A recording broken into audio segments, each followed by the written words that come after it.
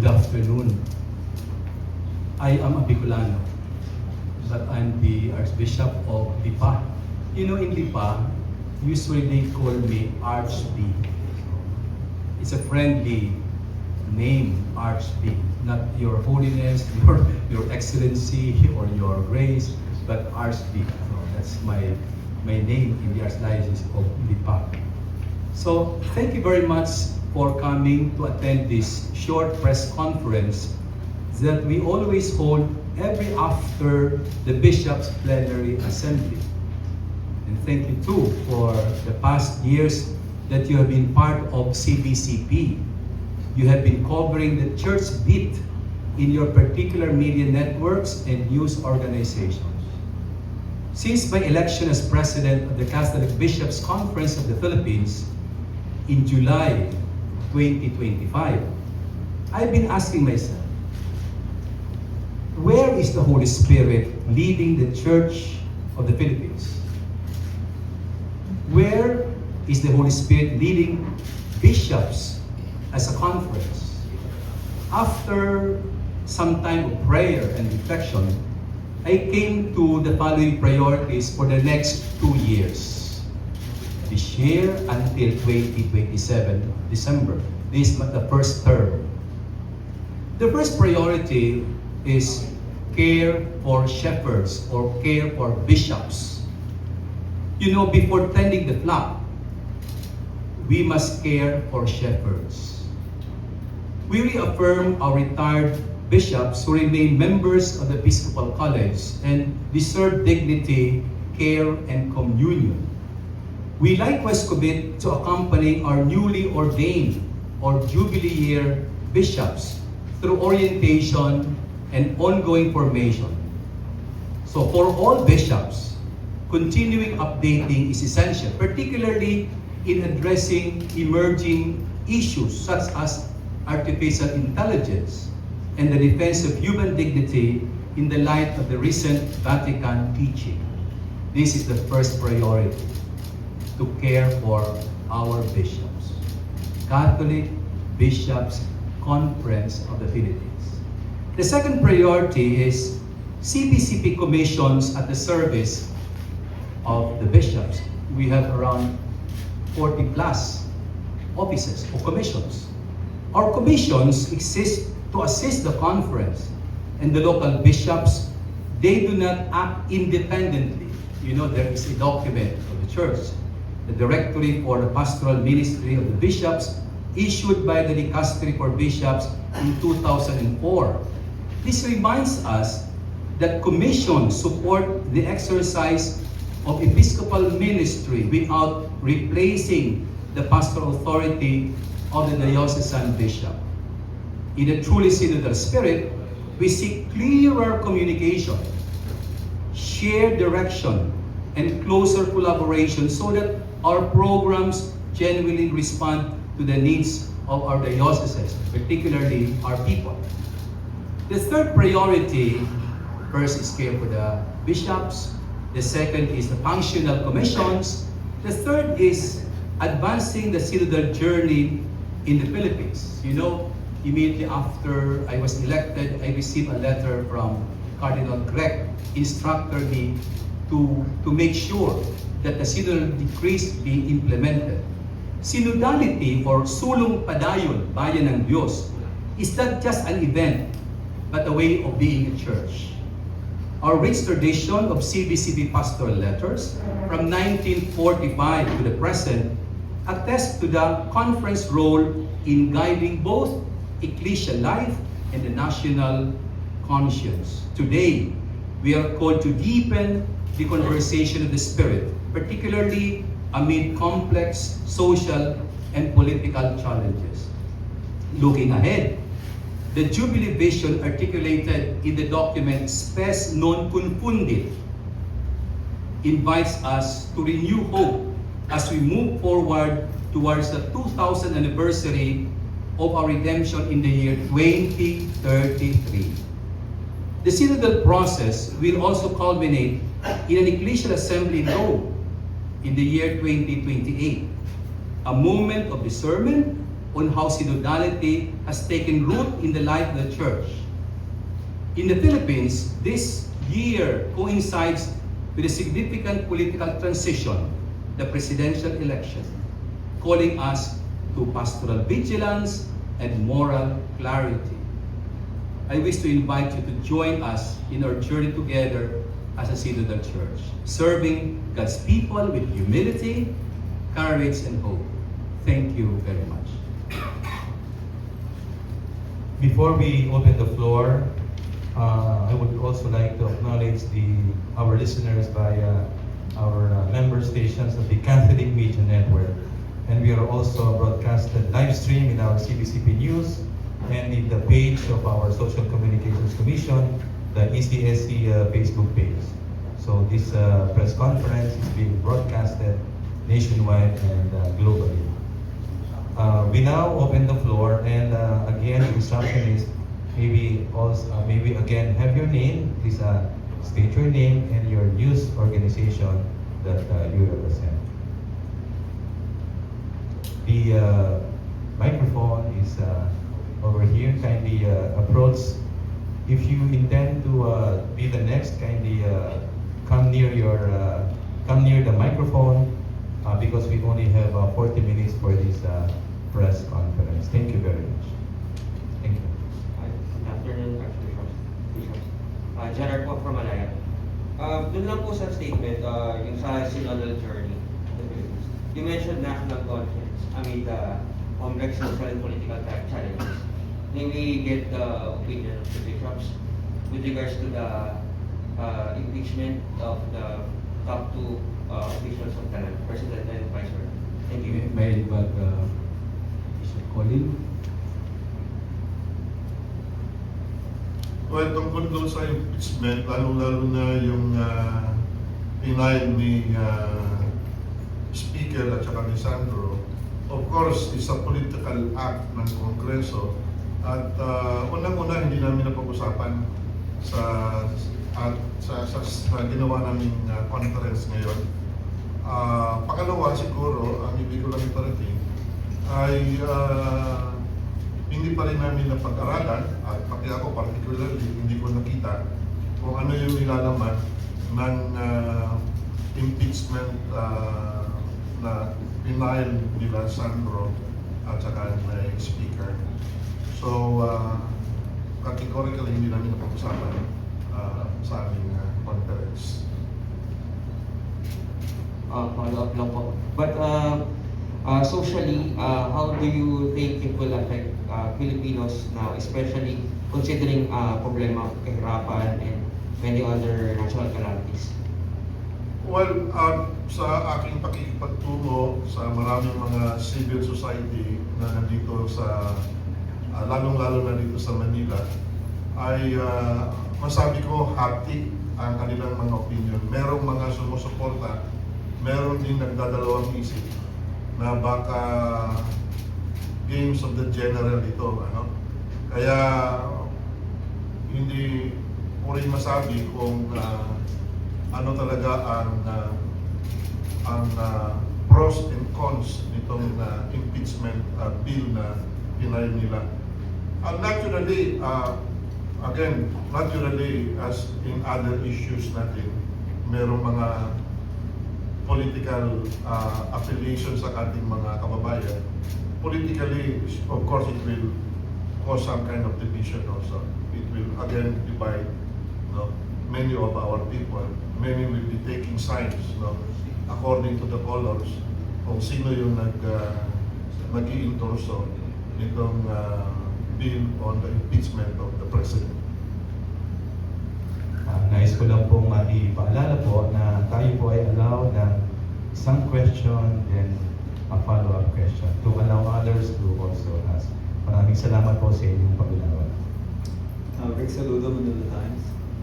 Regarding synodality, another major event in 2028 is actually another conference, another meeting in the Vatican, specifically on synodality and presumably looking at the progress of this church-wide global effort of the church.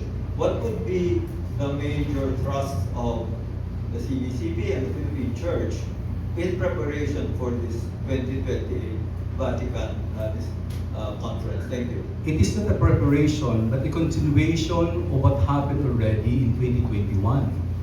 Because in 2021, we started by consulting our people in the realms, the parish. Then from the parish, we have the diocesan consultation, the regional consultation, and the national consultation. After which, the continental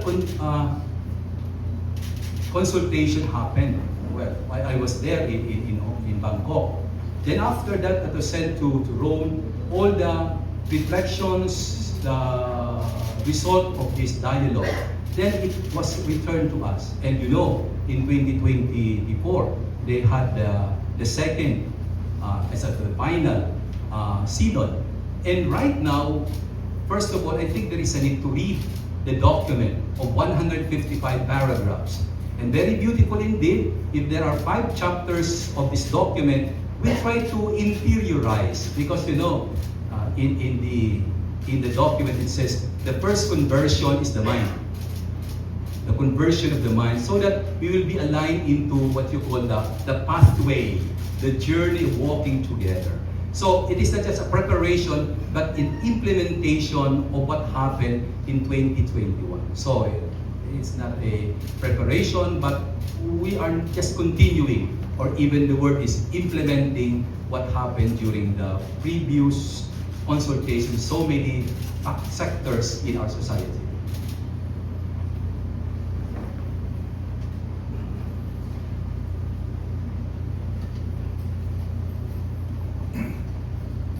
Good afternoon, Archbishop Garcera, Bishop Magaforo, and Bishop Alminaza, and Pater Luis Maquel, Philippines correspondent for Crux, the Tablet, and UCAN. During your plenary assembly, Borongan Bishop Crispin Marquez delivered a privileged speech calling on the CBCP to be more frugal and to be simpler in its conduct of its plenary assemblies, especially when folded in different provinces. My first question is, what is your own reflection on his critique, and what does the CBCP plan to do moving forward? Well, we are grateful to Bishop Marquez, because it's a reminder for us to be a simple bishops. I think with the words of, it's a privileged speech actually. But being simple is a way of serving people more. I think that's the spirit in the privileged speech delivered by Bishop Marquez, to be simple. And thank you for reminding us that as bishops, we have to be simple bishops. Bishop Alminaza and Bishop Bagaforo, do you have your own reflections of the matter?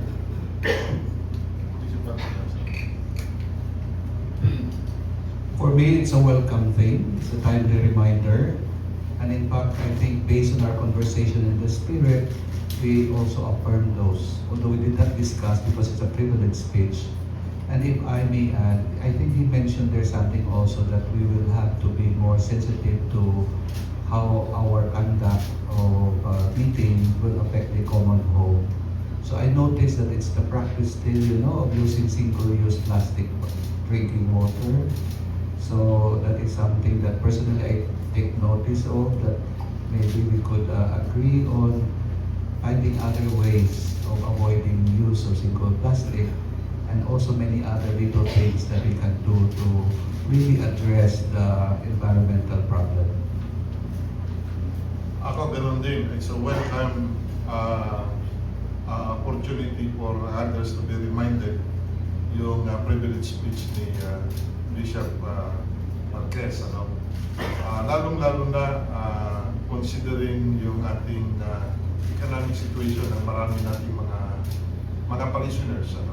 I think we have to be very serious with walking with our people. And at the same time also be aware and being conscious na we should not be too extravagant in holding our conferences. Kaya I'm sure yung kanyang privileged speech will become a guide, no, guiding moral reminder for many of our bishops. Just a follow-up to Gerard's question about current events. One critique of the Catholic Church in the Philippines is that Filipinos tend to just look up to the CPCP and wait for what the bishops would do instead of empowering lay people. How do you view criticisms like this, and as the CPCP, how do you plan to address this, especially in the light of the synodal approach proposed by Pope Francis and now carried on by Pope Leo? Well, first is impression from so many people. But the reality is people are really working, especially, I have been the chairman of the Commission on Family Life and involved in the laity catechesis. You notice that our people are very active. They suggest, they're very open to dialogue, and I think impression with what you've said, and also the reality. Maraming tao ang nagsasalita at hindi lamang takot sa obispo, hindi takot. Nagsasalita sa harapan ng obispo about their own condition. And so many stories about this na maririnig natin na talagang maraming tao ang nagpapahayag ng kanilang hinaing, kung kaya buhay na buhay ang tayo, mga Pilipino, sapagkat hindi lamang yung sinasabing kung anong sabihin ng obispo, susundin ng mga tao. Marami ngayon na sa mga liblib natin na nakakausap ng mga pare, ng mga obispo.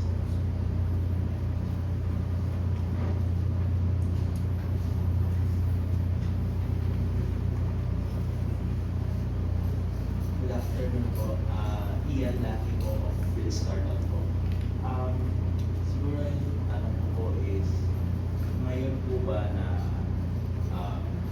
mas maraming na-expose on corruption and nagkakasuhan na mas ano pong mag-i-expect ng mga tao ngayon sa church in general, mas magiging matingin ba sila on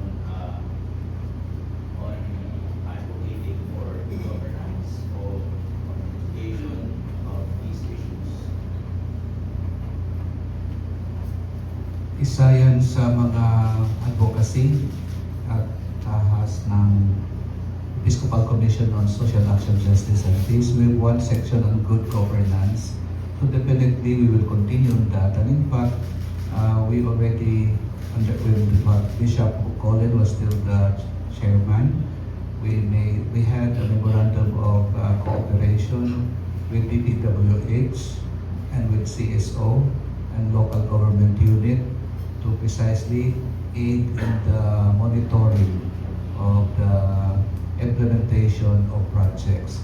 And we would like, in my term, we would like to expand that, not just with DPWH, but with the SWD, with the ILG, with the OH, with the Department of Education, and many others. No? So, I think this is a bit providential that more and more we are aware of the extensive and the widespread corruption, that we are really moved to do something about it. We cannot do it by, we cannot just expect one sector of society, the government alone, but it is really the work of everybody. And it has become systemic.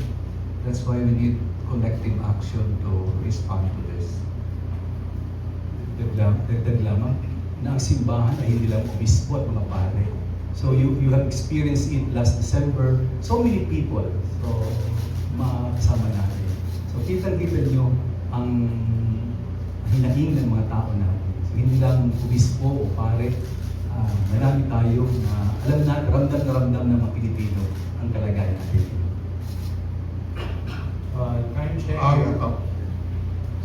Ang simbahan ay nakikiisa sa panawagan ng karamihan na ikulong ang mga korakot at saka buwagin ang political privacy.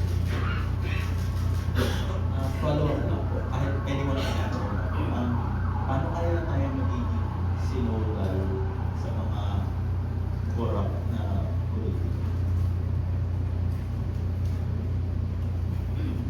Unang-una, siguro, mahalaga ang pag-iig ng konsensya. Sapagkat kahit na sinasabi mo, pero pag walang konsensya, mag-iisip tayo. So, but we all believe, we have all consciences. Mahalaga yun. So I think very important, first, make sure that nakokonsensya ang tao. Pangalawa, we pray that there's a conversion of the heart na kung sino man yun, mga taong yan, politiko, mga taong simple. I think very important for us to be touched by the Holy Spirit, I would say, in our prayer, so that proper conversion and synodality will be there. So alam natin na the number one that moves synodality is the Holy Spirit. Yeah. Time check, we are halfway in our conference. Anyone like to do that? Bishops, I'm from UST, the Work Secretariat po. I would like to ask, related lang po dun sa naging message po ni Pope Leo for the world, for the 60th World Social Media Day. How will the bishops plan to navigate and harness AI in your work as evangelizers? Well, evangelization is a very vague word, differentiating it from catechesis. Anything related to the conversion, our desire to be close to Jesus in Evangelium Shandi, it says these are all evangelization acts. No? So, however, catechesis is one part there. So, even the liturgy, social services, involvement in our conscience formation, in our way of dealing with the LGBTQ, in view of catechesis, these are all evangelization aspects. So I think it's very clear that these are all evangelization activities of the church today. Napakadami. So isa lang yung catechesis. It's very clear. Even Redemptoris Missio, it's about the mission of the church. It specifies particularly ang lahat na ginagawa natin. Even this way of doing it is a way of informing and making sure that we are being formed in our conscience. Bahagi ng evangelization aspect ng sin. So, I would like to thank our media. You are a tool wherein your mouth, you are a way of reaching our people through media. Norman po from Radio Veritas. Bishops po, Archbishop, Bishop Colin at Bishop Jerry. Kung sino po pa development na po noong ating permanent diaconate po sa Pilipinas since may approval na from the Vatican, ano na po yung update po nito ngayon dito sa ating bansa po? Dahil nakatag-usapan ko ito last January po. Actually, nag-uumpisa pa lang. Ibig sabihin, we are preparing the formation manual, we are identifying candidates to be a permanent deacon, pero hindi pa nag-uumpisa actually. So it's better that we prepare for this rather than we just do it for the sake of doing it. Mahalagang paghahandaan talaga. Good afternoon po, Bishops. Follow-up ko lang po yung sa Evelyn pala from the Philippine Star. Yung sagot po ni Bishop Aminaza nung kanina regarding po sa coordination with the DPWH, siguro as a different advocacy, somehow siguro to strengthen yung screening or yung transparency, monitoring po on projects like may sa DPWH, just may mga binagay pa po kayo mga agencies. Could you expound on that po, Bishop? Thank you po.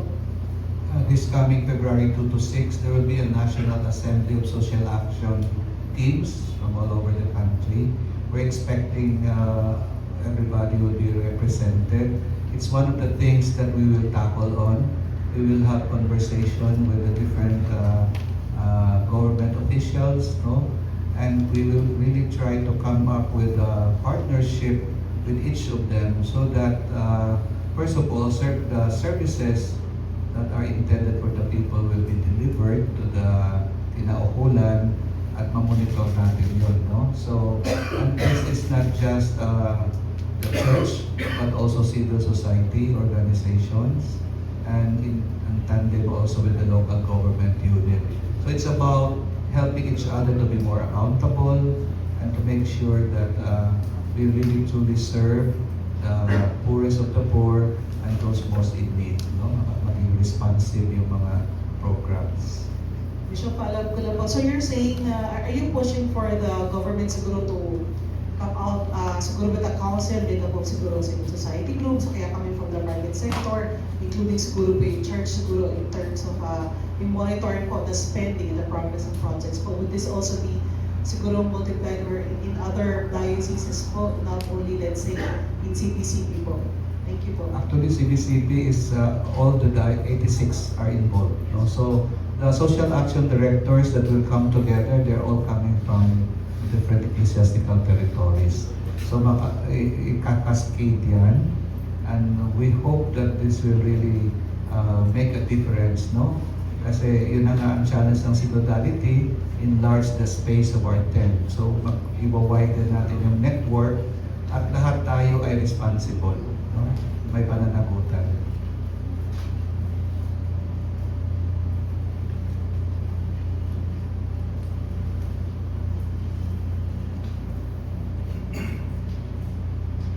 You still have 10 minutes. Anyone who still like to ask questions? Meron pa po ba?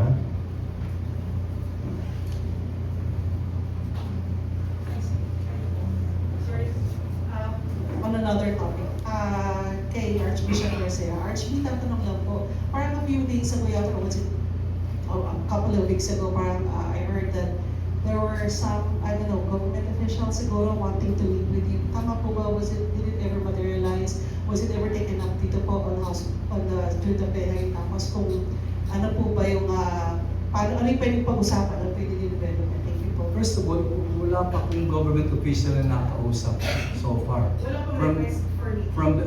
There were requests, pero because of my schedule, napakahirap isingit ang mga schedule na ito. So, yeah, pero sa katotohanan, from the time I assumed the office is from December 1 until this time, wala pa akong nakausap na government official, particularly on issues related to our society. Sorry lang po. Tatanong lang po kung ano ba kaya naman pahapyo sila kung ano yung topics na gusto na pag-usapan ninyo? So far, wala kami pinag-usapan anything related to the government in view of during our meeting. Pero open sir kayo makapag-meeting po sa kanila? Of course, yeah. Okay. Archbishop, follow up lang po. Local government, national official po yun, di ba? Sila. Actually, hindi naman talagang direktahan sa akin eh. Actually, I did not receive. It's the CBCP secretariat and also my secretariat in LIPA. Pero as to who are they, third party na direct, third party, pwede ba, may oras ba siya, mga gano'n. Pero yung direct lang, kung sino man siya, ilan sila, wala pa talagang direct na talagang naka-schedule ba yun? Naka-schedule. Okay, if there are no more questions.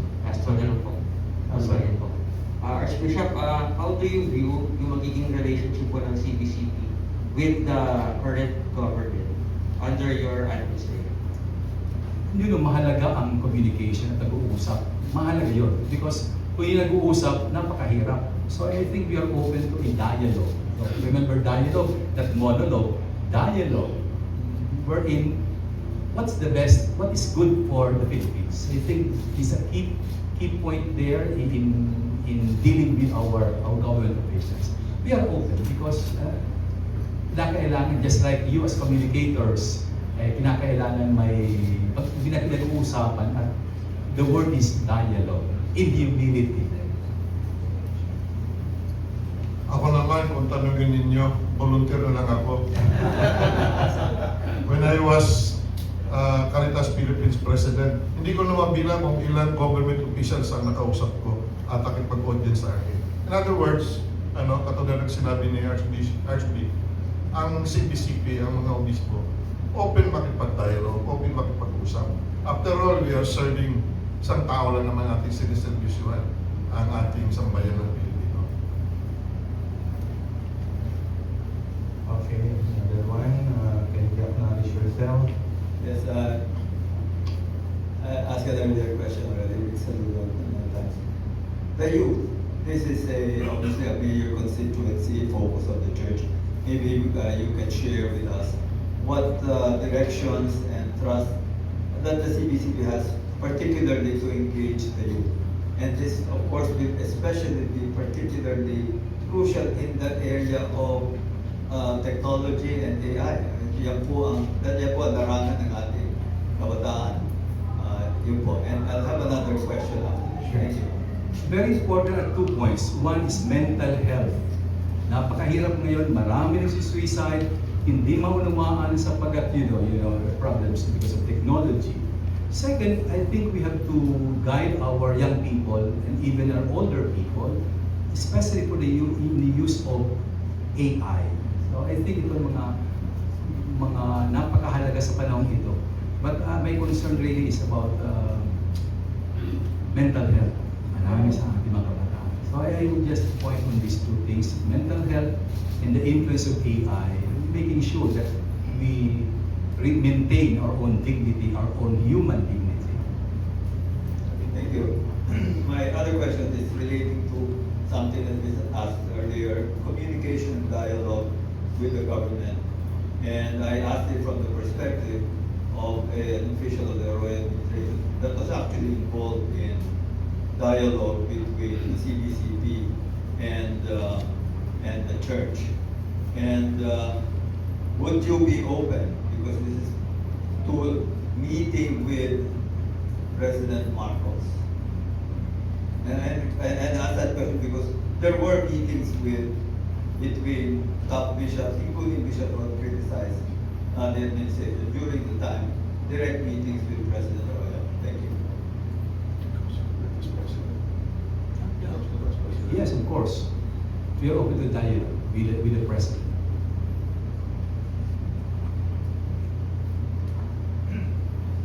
If there are no other questions, let us now proceed to the last part. Sorry. Okay, sorry. Archbishop, since you mentioned that you're open to dialogue with the President, do you have any topic in mind that you would want to get over? Not at this time, but we are open to anything that will be good, especially for the Filipino people. Now let us move to the last part, which is the CBCP President's So maraming salamat po sa inyo, sa inyong pagtatanong, at sa inyong presence po ngayon. So thank you very much for attending this press conference. Before we go, may I announce the following. I think there are 4. Number 1, the major work of the Catholic Bishops' Conference of the Philippines will continue a collaborative work of the following entities. Number 1, the Episcopal Commission on Social Communication headed by the chairman, Archbishop Rex Alarcon, Archbishop, and the Executive Secretary of the Commission on Social Communication, Mr. Edwin Lopez of the EWTN.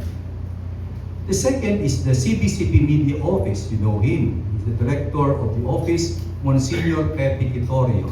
Mr. Pepe. And the third is the Radio Broadcast Franchise Office. The director is Father Francis Lucas. The second announcement, according to the CBCP statutes, the spokesperson of the CBCP is the President himself. But for operational purposes, I have appointed as the official spokesperson of the CBCP President, Father Ildefonso, Father Ilde Di Maano. He is the priest of the Archdiocese of Lipa. His contact number will be made available to you after the press conference. So you know my spokesperson, Father Ilde. And the third, we will continue to make available what you call church bit of every news organization, both local and international, the CBCP Press Group. Familiar kayo, palagi kayo dun sa amin, sa CBCP. So, available ito, CBCP Press Group. It is located on the 3rd floor of the CBCP building in Intramuros, we will continue to regard the church bit as the church CBCP Press Corps. The CBCP Press Office is equipped with internet connectivity and other simple amenities. We will issue an ID to the members of the CBCP Press Corps. Please contact Mr. Roy Lagarde, or who wish to avail of the CBC Press Room or to be part of the CBCP Press Corps. And lastly, number 4, the byword of the Catholic Church today is synodality. It means walking together, inclusivity and communion, among others. Be assured that we wish to continue concretizing this with you, our friends in the media. Maraming salamat po sa inyo. Thank you, Thank you, Bishop Jerry Almanasa and Bishop